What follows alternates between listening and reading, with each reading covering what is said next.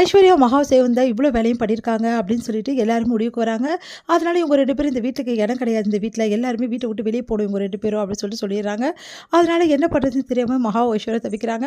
அப்ப ஐஸ்வர்யா சொல்றாங்க, "நான் வீட்ட விட்டு வெளியே போமாட்டேன். அப்படி போறதா இருந்தா சொத்த பிரிச்சு குடுங்கன்றாங்க." எல்லாருமே அதிர்ச்சியா பார்க்குறாங்க. அப்ப வந்து கோர்ட்ல வந்து இந்த வீட்டு மேல கேஸ் போடுவேன். என்ன கொடுமைப்படுத்துறீங்கன்னு சொல்லுவேன் அப்படின்னு சொல்லிட்டு சொல்றாங்க. அதெல்லாம் கேட்டு ஐஸ்வர்யா வந்து இப்படி பண்ணாதக்கா அப்படின்னு சொல்லிட்டு மகா எவ்வளோ சொல்றாங்க. ஐஸ்வர்யா கேட்க மாட்டேங்கிறாங்க. நான் அப்படிதான் பண்ணுவேன் அப்படின்னு சொல்றாங்க. எல்லாருமே அதிர்ச்சியா பார்த்துக்கிட்டே இருக்காங்க.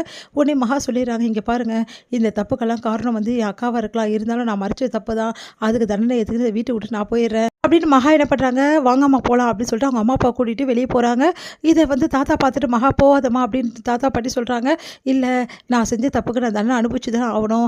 நான் வந்து இவ கூட சேர்ந்து மறைச்சது தப்பு" அப்படின்னு சொல்லிட்டு மகா வந்து போக பார்க்குறாங்க. அப்போ கரெக்டாக வந்து தாத்தா வந்து அப்படி நெஞ்சு பிடிச்சி விழுந்துடுறாரு. எல்லாருமே அதிர்ச்சி அடைகிறாங்க. தாத்தாக்கு என்னாச்சுன்னு ஓடி போய் பார்க்குறாங்க. பார்த்தா வந்து மகா வந்து வீட்டுக்கு போகக்கூடாதுன்னு சொல்லிட்டு தாத்தா நடிக்கிறாரு அப்படின்னு சொல்லிட்டு இருக்காங்க. சித்ரா அதை கேட்டு வந்து எல்லாருமே அதிர்ச்சி அடைகிறாங்க. "என்னம்மா அம்மா இப்படி நடிக்கிறீங்க?" அப்படின்மா சொல்கிறாங்க. உடனே வந்து செம்மையாக சூர்யாவுக்கு கோவம் வந்து, "தாத்தா நடிக்கிறாரு உங்களுக்கு தெரியுமா? தாத்தாக்கு உடம்பு சரியில்லை. எவ்வளோ நாளாக தாத்தா கஷ்டப்படுறாரு தெரியுமா? கேன்சரால் தாத்தா கஷ்டப்படுறாரு. ட்ரீட்மெண்ட் போயிட்டுருக்கு தெரியுமா உங்களுக்கு?" அப்படி சொன்னோடனே எல்லாரும் அதிர்ச்சி அடைகிறாங்க. எல்லாருமே தாத்தாக்காக வருத்தப்படுறாங்க.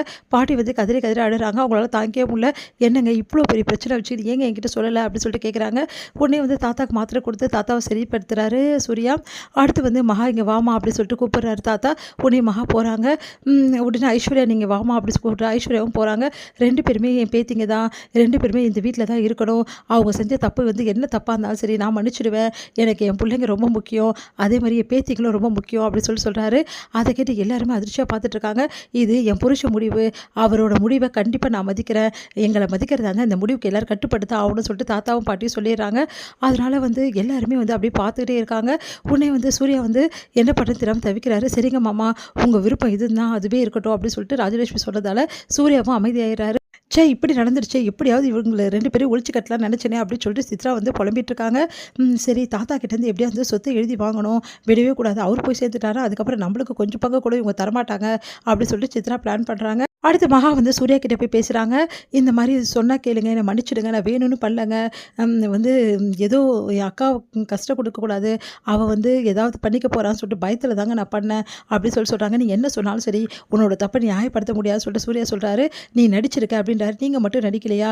நீங்கள் உங்கள் தாத்தாக்காக நடிக்கலாம், அது பொய் கிடையாது. ஆனால் நான் வந்து நடித்தது பொய்யா? என் அக்காக்காக நான் வந்து அவள் வாழ்க்கை கெடக்கூடாதுன்னு நடித்தது பொய்யா? அப்படின்னோடனே நான் நல்லதுக்காக பண்ணேன். ஆனால் நீ அவள் தப்பு பண்ணுறா தெரிஞ்சும் அவள் கூட துணைக்கு நின்ன. அதனால் வந்து என் மூஞ்சில முழிக்காத. உன் கூட எனக்கு வாழவே பிடிக்கல. இதுக்கப்புறம் வந்து எக்காரணம் கொண்டு எந்த ஜென்மத்திலையும் நீ என் பொண்டாட்டி ஆகவே முடியாது" அப்படின்னு சொல்லிட்டு போயிடுறாரு. அதனால் மகா என்ன பண்ணுறதுன்னு தெரியாமல் தவிக்கிறாங்க. மகா போயிட்டு தாத்தா பாட்டிக்கிட்டையும் மன்னிப்பு கேட்குறாங்க. "கவலைப்படாதம்மா, எல்லாம் சரியாயிடும். சீக்கிரமாகவே சூர்யா வந்து மனசை மாறிடுவான்" அப்படின்னு சொல்லிட்டு தாத்தா பாட்டி அவங்களுக்கு ஆறுதல் சொல்கிறாங்க. அடுத்து வந்து இங்கே கோட்டீஸ்வரி செம்ம டென்ஷன் ஆகிறாங்க. ஐஸ்வர்யா போயிட்டு நல்லா போட்டு பலான்னு வாங்குறாங்க. "ச்சே, நீ எல்லாம் ஒரு பொண்ணா? உன்னெல்லாம் என்ன சொல்கிறதுன்னு எனக்கே தெரியல. மகா வந்து மாட்டி விட்டுறியே. உன் கூட சேர்ந்து மறைச்சதுக்காக அவள் வந்து தண்டனை அனுபவிச்சுட்ருக்கா. எப்போ பார்த்தாலும் அவளுக்கு பிரச்சனை கொடுக்கறதுக்கே நீ இருக்கியா? நீ எல்லாம் ஒரு பொண்ணே கிடையாதுன்னு" சொல்லிட்டு திட்டுறாங்க. "நீங்கள் என்ன சொன்னாலும் பற்றி எனக்கு கவலை கிடையாது. நான் இப்படி தான் இருப்பேன்னு" சொல்லிட்டு ஐஸ்வர்யா சொல்கிறாங்க. "ச்சே, நீ எல்லாம் ஒரு பொண்ணே கிடையாதுன்னு" சொல்லிட்டு அங்கேருந்து வந்து கோட்டீஸ்வரி மனசு கஷ்டப்பட்டு வீட்டுக்கு போகிறாங்க.